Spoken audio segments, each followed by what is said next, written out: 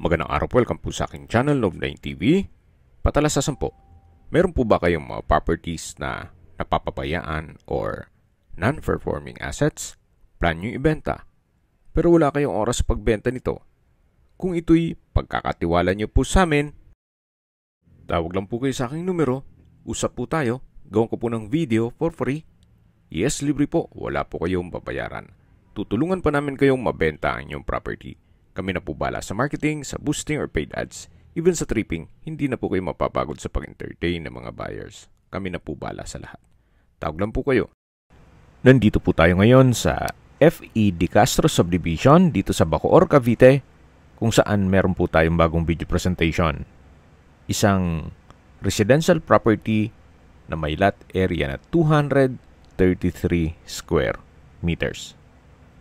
Ito po'y corner lot, titulado, buhay po ang may-ari, kaya wala po kayong maging problema sa documentation o sa transfer ng title. Napakaganda po ng lokasyon nitong property gawa ng malapit po sa mga business establishments.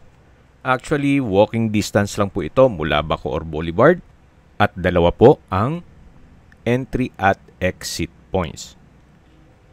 May access road po ito sa kabilang gate na kung saan dun po yung Molino Road.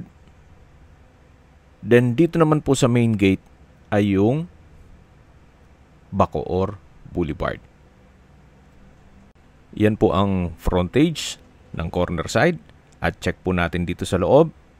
Medyo masukal, pero patag naman po siya. Usable naman po, hindi nyo na kailangang magpatambak. At flood-free area na rin po itong area.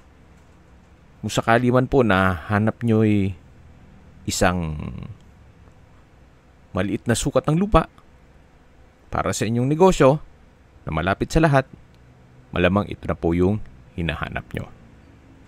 So dito po sa kabilang side ay may bakod na itong mga kapitbahay. Maganda pong mag-project dito ng apartment o rental business. At kung sakali man po na meron po kayong negosyo, pwede rin po itong gawing sub-office or satellite office or pwede rin pong garahe. Pero sa heavy equipment mukhang hindi pwede. Mga small vehicles lang. Mga 6-wheeler truck po. So yan po, habang pinagmamasdan nyo po itong kapaligiran, pag-usapan natin ang distance, location at travel time. Mula po sa Bacoor Boulevard, ang distance is 230 meters at ang travel time is 1 minute. Opo, napakalapit lang po nito. At mula naman po sa Molino Road, ang distance is 800 meters at ang travel time is 3 minutes. Mula naman po sa St. Dominic College of Asia at St. Dominic Medical Center, ang distance is 950 meters at ang travel time is 3 minutes. At yan po yung lagi kong binabanggit sa inyo na dapat nyo i-consider sa paghanap ng property, yung meron pong malapit na hospital. Hindi ko naman po sinasabing sakitin kayo. Yan naman po for emergency purpose lang naman.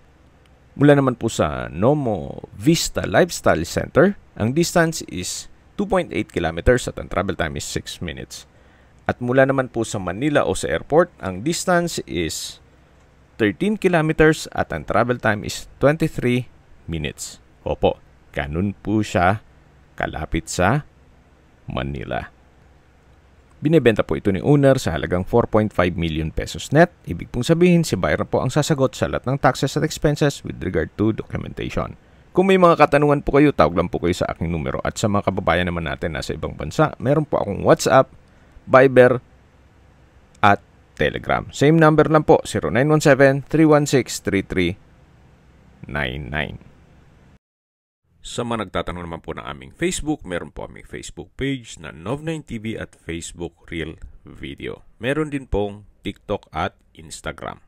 May ibang YouTube channel po kami, the Nov9 TV channel, Nov9 TV Listings, Nov9 TV On The Spot, Nov9 TV Updates, at Nov9 TV House Rental. Sana po naibigyan nyo ang video presentation. Paki-like and subscribe na lang po sa aking channel para ma-update din po kayo sa aking future listings. Kung sakali po hanap nyo yung mas malaking sukat ng lupa, meron din po kami ibang listings na pwede nyong pagpilian. Huwag po kayong mag-atubiling tumawag sa amin. Then, let us know your budget para malaman namin kung anong property pwede naming ilog sa inyo. Sa lahat pong viewers, subscriber at nagtiwala po sa amin, salamat po sa suporta. Ingat po kayo lagi at yung pamilya. Maraming salamat po.